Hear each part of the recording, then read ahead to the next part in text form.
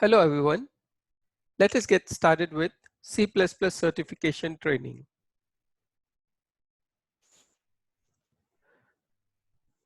Now we are going to look at Introduction to Generic Programming using C++ templates. So what are the topics that we will cover? We will look at what is generic programming. We will look at advantages of generic programming. Then we will look at what are templates, and then we will see how to implement generic programming. So let us get started with what is generic programming. Now, if you look at the slide in front of you, generic programming is the process of creating generic algorithm which works with all data types. So basically the idea here is to create a common or a generic algorithm. For example, if you want to find maximum of two numbers, the two numbers could be integers or two number could be floating point number, or maybe they could be uh, let's say character data type.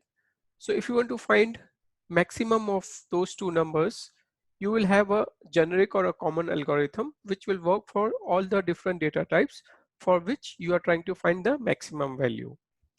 So basically, generic programming, what it does is it minimizes the need to make assumption about the type of data being used while writing functions and classes, meaning that once you have a generic programming in place or a algorithm in place, you do not have to worry about the data type, whether it is integer type or floating point type, right? So it minimizes the need to make the assumption about the data types.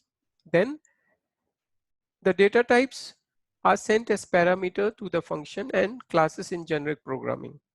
So basically you specify the data type when the function is getting called, a generic function is getting called, or a generic class is being used. So if you will see on the right side here in this figure, I have depicted this concept with a generic algorithm uh, icon here, and I'm making use of different data types. The icon minus, in multiplication and star, they are exhibiting different data types. So basically the idea is that you define a common algorithm, and that common algorithm can work on the different data types or the different parameters that is being passed to that particular generic function or a generic class.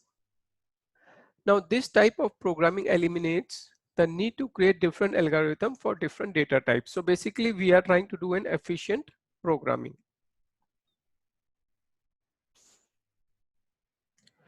Now what are some of the advantages of generic programming? So the first advantage is that it maintains strong type safety at compile time, meaning that if you have a generic function to find maximum of two numbers, then if you pass two integers, it will work fine. I mean, the code will compile and code will run successfully. But if you try to pass an integer and a string, you will get a compile time error. So the generics programming, it maintains a strong type safety at compile time. That is, you will get error at the compile time itself. Then the second point is it solves compile time mistakes very quickly. This I have already mentioned, that if there is a problem, uh, you will be prompted of the problem at compile time so that it is quicker and easier for you to solve and fix the problem. Then the third point is it maximizes code reusability and performance. So as we have already discussed earlier in the previous slide, that for different data types you can have same piece of code or same piece of algorithm, and therefore it maximizes code reusability. And then the algorithm that you have written could have been tested and tried for performance, and therefore same algorithm can be used for different data types, and therefore we get a very good performance when we go with generic programming. And considering all these points, it maximizes the efficiency of the program. So now let us understand what are templates. Now, the concept of generic programming is implemented by using templates. Now, what is a template or what are templates? Basically, if we go by definition, templates are blueprint or an outline for creating generic classes or functions. We will see this in subsequent discussions with the help of an example, but we know that template is a blueprint or an outline. So let's try to understand this with an example here. So when you're trying to construct a house, you create a template or a blueprint. Now with the help of that blueprint you can build class or function according to the blueprint, right? So you are creating an outline or a template or a structure, and with the help of that structure you can construct your class or a function so that you get reusability and you get efficiency in terms of the features provided that has been addressed in the template or the blueprint. So basically templates provide the compiler a foundation to generate code for the specific data types. It enables a single function or a class to work with multiple data types by simply passing the data types as parameters.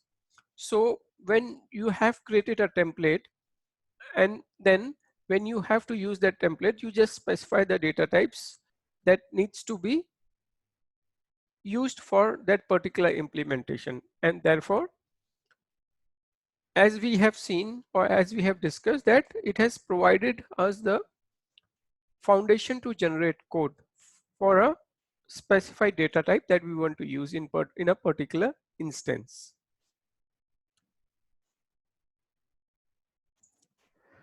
Now, how do we actually implement generic programming? Now for generic programming, templates are the foundation, or they serves the basis or the foundation of generic programming in C++. Now templates can be used to define function as well as classes. So we can have a generic function, we can have a generic classes as well. So what is a generic function first of all? Now generic function, they are a set, or rather they are a general set of instructions to perform a particular task that can be implemented using various data types. The type of data that function must operate upon is passed as a parameter. Similarly, what is a generic class? They are classes consisting of general data members and member functions which can be used to operate upon any type of data by simply passing them as parameter at the time of object creation. So we are going to look at all of this with an example in the upcoming discussions so that it will become more clear. But the bottom line or summary of this discussion is that we can have generic functions as well as we can have generic classes, and the underlying principle for this generic programming is that we are trying to create a template. Now a pseudocode for generic function looks like this. If you will see, we define a template and within the angle bracket we define class T. T could be any keyword. It could be T, it could be I, it could be K. So conventionally we make use of T.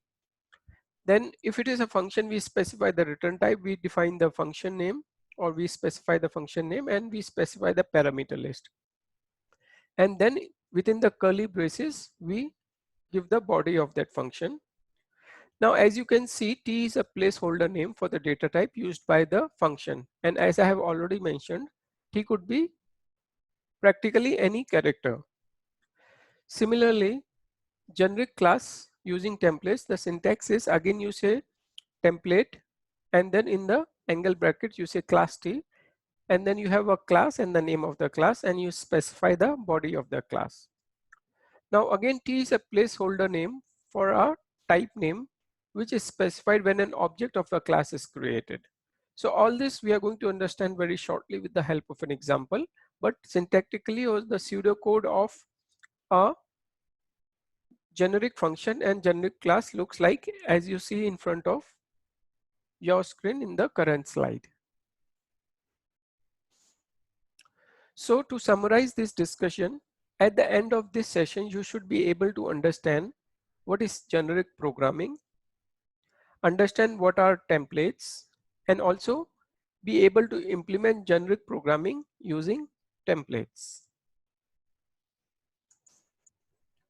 So in summary, what we have covered so far in this discussion is we looked at what is generic programming, we looked at the concept of templates, and then we looked at how we go about implementing generic programming. That's all in this discussion. Thank you so much for your time.